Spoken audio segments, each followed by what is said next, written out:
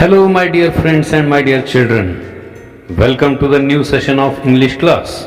This is My English Book 6, and today we are going to read and learn the fourth lesson from the second study tool, which is a nice story giving a nice message. Lesson number 2.4, The Mouse Merchant. Once a rich merchant was scolding his lazy son. एकदा एक श्रीमंत व्यापारी त्याच्या आळशी मुलाला खवळत होता, त्याची खरडपट्टी काढत होता, रागावत होता. टू स्कोल्ड म्हणजे खरडपट्टी काढणे किंवा रागावणे.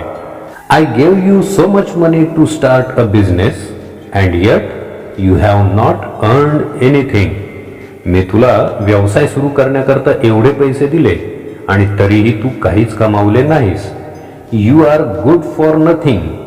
तू अगदीच कुचकामी आहेस. Look at this dead mouse. या मेलेल्या उंदराकडे पहा. Dead mouse. A capable man can start a business even with something as useless as this.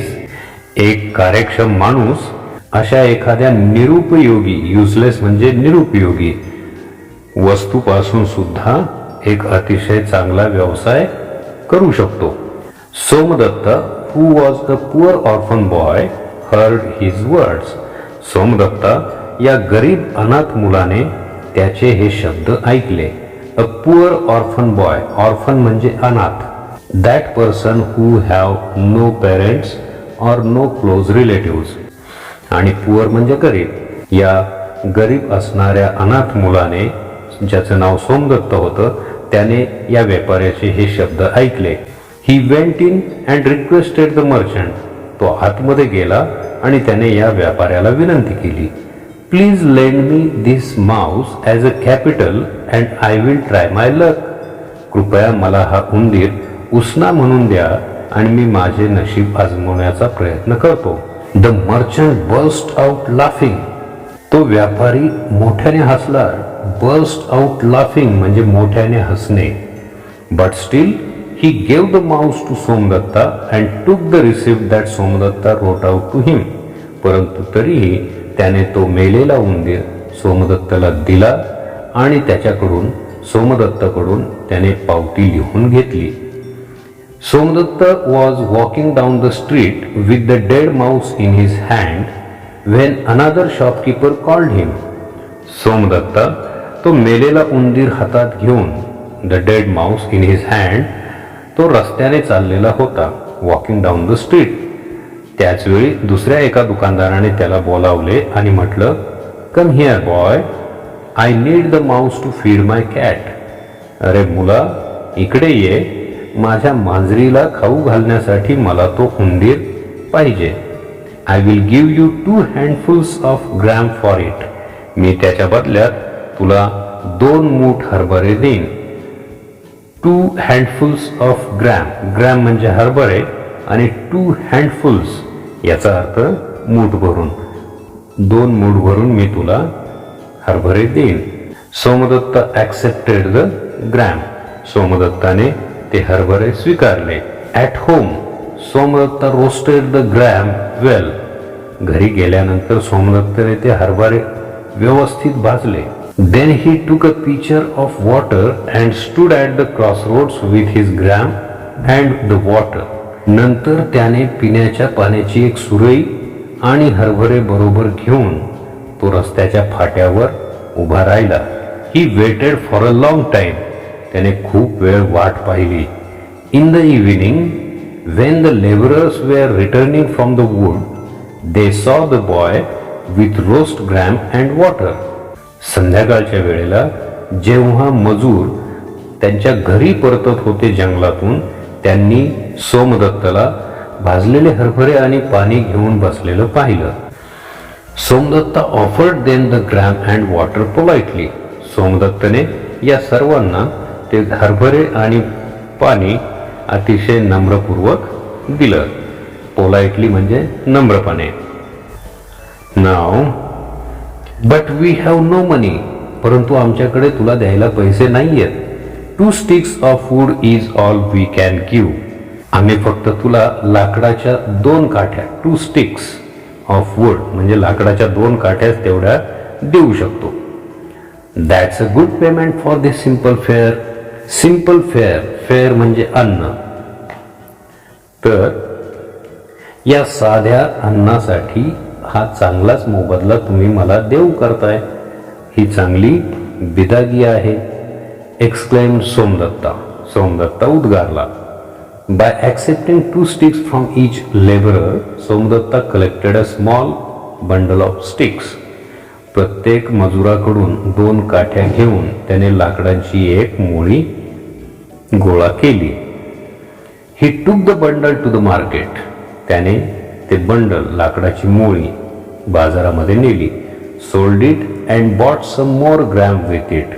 त्याने ती मोळी बाजारात विकली आणि त्यातून आणखी काही हरभरे त्याने आणले.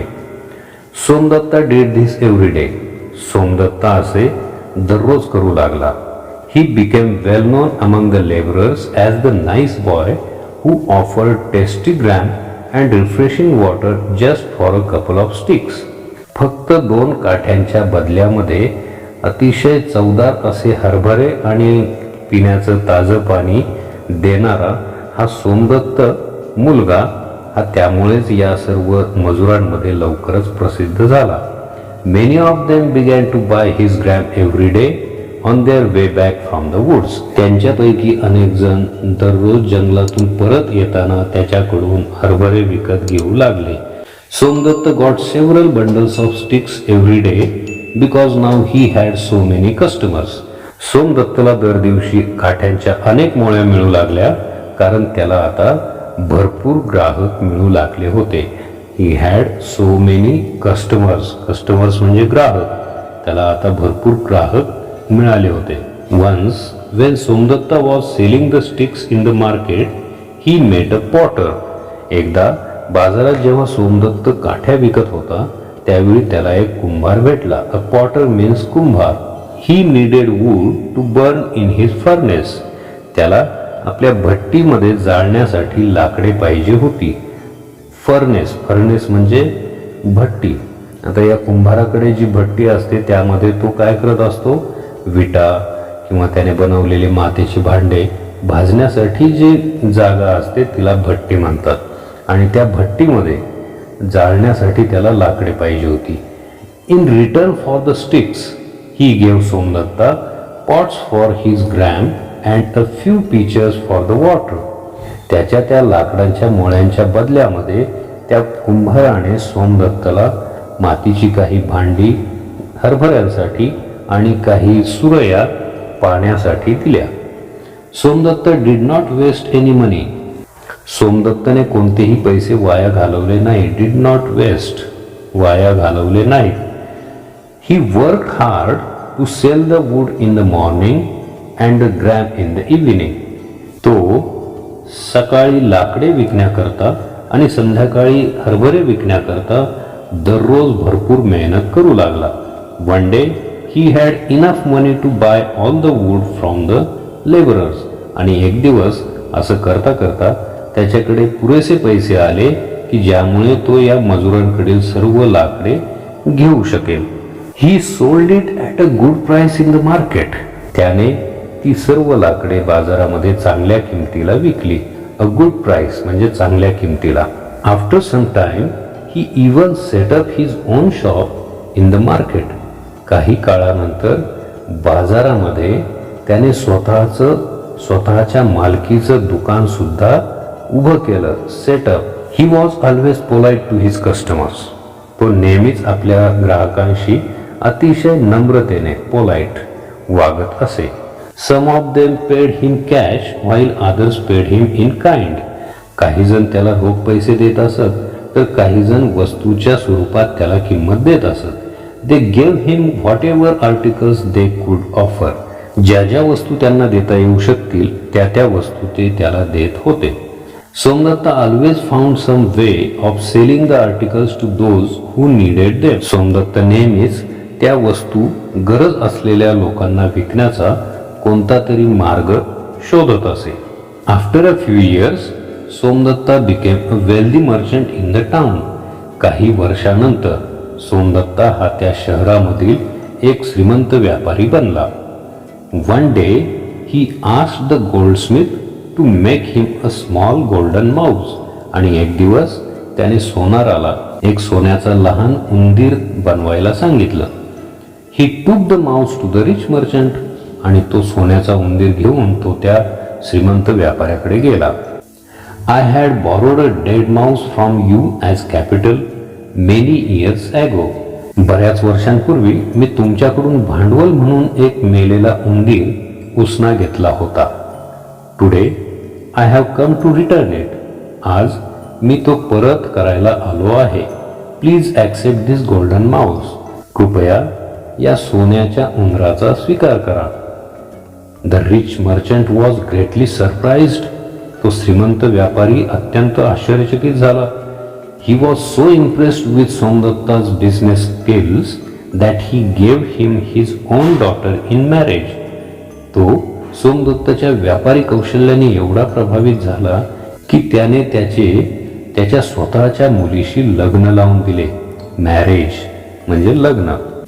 Thus, Somdatta, who was a poor orphan boy, earned money and respect due to his intelligence, hard work and politeness. Somdatta जो एक गरीब आणि अनाथ मुलगा होता त्याने बुद्धिमत्ता, मेहनत, कष्ट आणि नम्रता यामुळे पैसा आणि सन्मान मिळवला.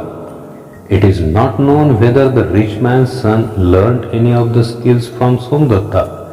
परंतु त्या श्रीमंत माणसाच्या मुलाने, त्या श्रीमंत व्यापाऱ्याच्या मुलाने सोमदत्ताकडून काही धडे घेतले की नाही हे मात्र समजले नाही. This was a story of a poor orphan boy who tried his luck with the dead mouse and started a business, worked hard, and with his politeness and intelligence, he turned from a poor orphan boy to a rich merchant in the town. तर अशा रीतीने एक गरीब आणि अनाथ असलेल्या सोमदत्ताने आपली बुद्धिमत्ता, कठोर मेहनत आणि नम्रता यामुळे सोमदत्ताने पैसा आणि आदर या दोन्ही गोष्टी मिळवल्या.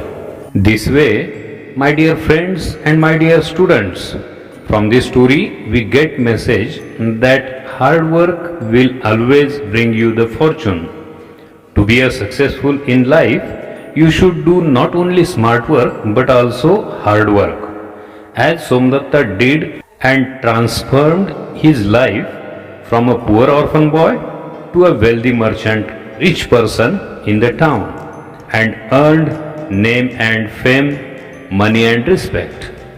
या गोष्टीतील सोमदत्तप्रमाणे स्मार्ट वर्क आणि हार्ड वर्क करून तुम्ही देखील तुमच्या जीवनात परिवर्तन घडवू शकता.